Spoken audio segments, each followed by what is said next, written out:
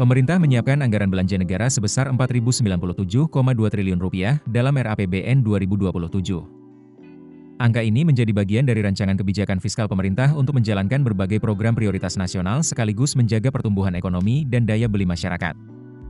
Menteri Keuangan Purbaya Yudisadewa mengatakan belanja pemerintah pusat dalam RAPBN 2027 diarahkan untuk mendukung pencapaian program kerja prioritas nasional atau PKPN. Ada 8 klaster yang menjadi fokus utama pemerintah. Mulai dari kedaulatan pangan, kemandirian energi dan air, pendidikan, kesehatan, hilirisasi dan industrialisasi, infrastruktur, perumahan dan ketahanan bencana, ekonomi kerakyatan dan desa, hingga penurunan kemiskinan. Pemerintah berharap anggaran tersebut tidak hanya menjadi angka di dalam APBN, tetapi benar-benar mendorong pertumbuhan ekonomi, meningkatkan kualitas layanan publik dan sumber daya manusia, serta menjaga daya beli masyarakat. Lalu, dari mana pemerintah mendapatkan uang untuk membiayai belanja sebesar Rp4.097 triliun tersebut? Dalam RAPBN 2027, pendapatan negara ditargetkan mencapai Rp3.426 triliun. Target ini tumbuh 6,8% dibandingkan outlook pendapatan negara pada 2026. Sementara itu, belanja negara direncanakan mencapai Rp4.097,2 triliun atau tumbuh 3,9% dibandingkan outlook 2026. Karena belanja lebih besar daripada pendapatan, pemerintah masih mencatat defisit anggaran. Defisit RAPBN 2027 ditetapkan sebesar 2,40% terhadap produk domestik bruto atau PDB.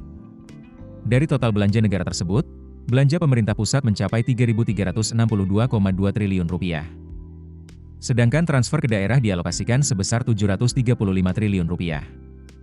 Namun, ada satu angka yang cukup menarik perhatian dari RAPBN 2027. Yakni besarnya anggaran untuk Badan Gizi Nasional atau BGN. BGN menjadi kementerian atau lembaga dengan alokasi anggaran terbesar dalam RAPBN 2027. Nilainya mencapai Rp240,2 triliun.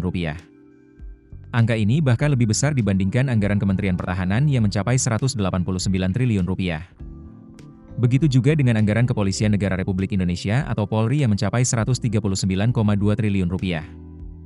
Artinya, BGN berada di posisi teratas dalam daftar kementerian dan lembaga dengan anggaran terbesar. Lalu siapa saja yang masuk dalam daftar 10 besar?